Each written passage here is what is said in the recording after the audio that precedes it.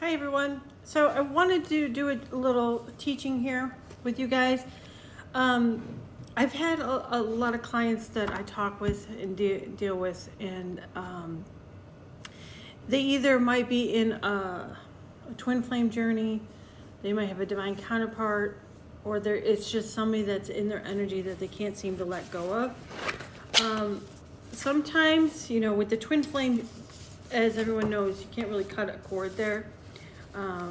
But there is detachment that can, and they will eventually dissolve out of your energy once you continue to elevate and grow if they don't rise up. There's also cord cutting for divine counterparts or karmic partners too that you can't seem to disconnect from. But one thing, like I mentioned in one of my readings, guys, a lot of you guys don't take seriously is sex, okay? And what that entails. I have 2 past teachings that I just re-uploaded on YouTube that I've done on here about sexual energy and what is really involved. That is a lower level, like that was just a covering of it. I went a little deeper here, guys, so this might be a 2-parter because I really feel you guys need to understand. It's, when Spirit tells you that you literally become one, you literally become one. As you saw that orb that just went by, okay? So what is sex? What is sex as a biological and it is an emotional experience, right? So I'm just going to kind of give you the technical thing about sex, right? Sex is first and foremost a biological function. Okay, I got this from Spirit, guys. I channeled this, okay?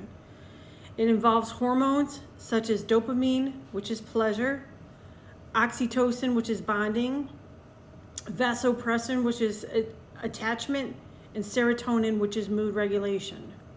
When 2 people engage in sexual intimacy, the nervous system interacts. Okay, the heart races, synchronize, breathing can align, the body releases chemicals to encourage connection and bonding. For women especially, oxytocin releases during intimacy and can deepen your emotional attachment. For men, vasopressin can reinforce protective and bonding behaviors. This means that sex is not only emotionally neutral for most people, it's neurologically designed to bond. Okay? This is why abstinence truly is key, guys, for your healing.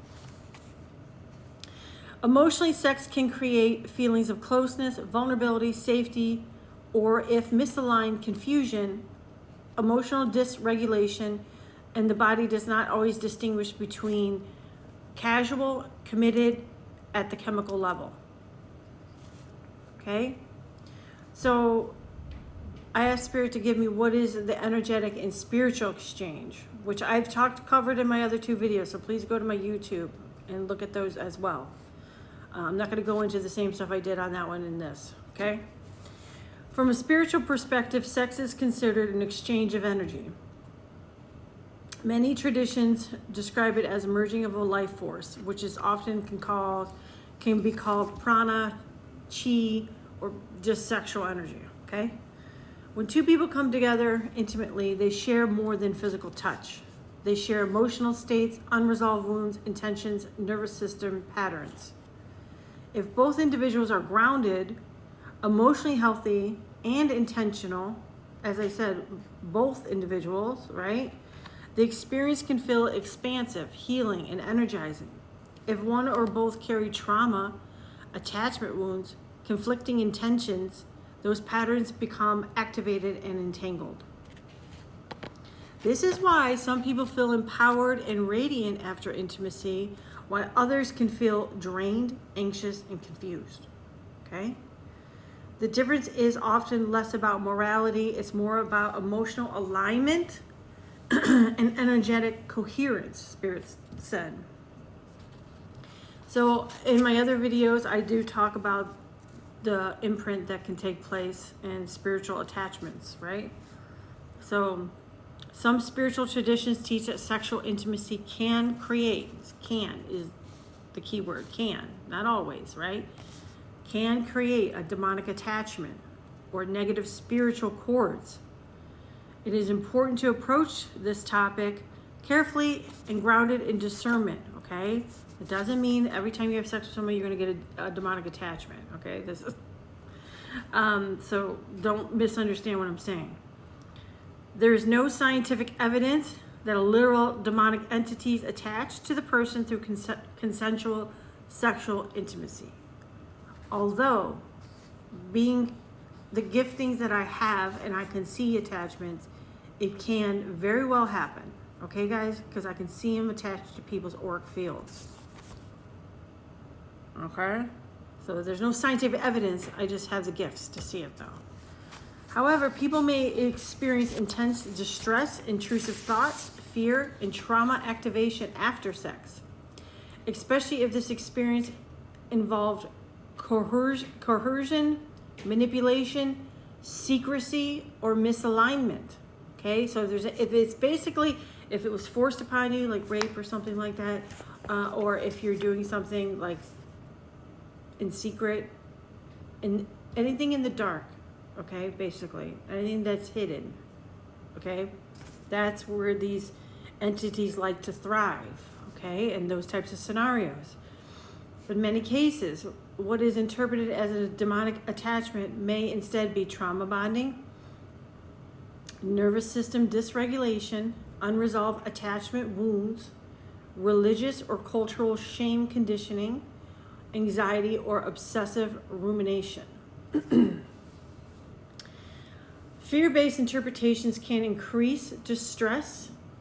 Healing typically involves therapy, emotional processing, nervous system regulation, prayer, spiritual grounding practices, and healthy boundaries. It is empowering to remember that you are sovereign over your body. Okay? You're sovereign over not only your body, your mind, and your spirit.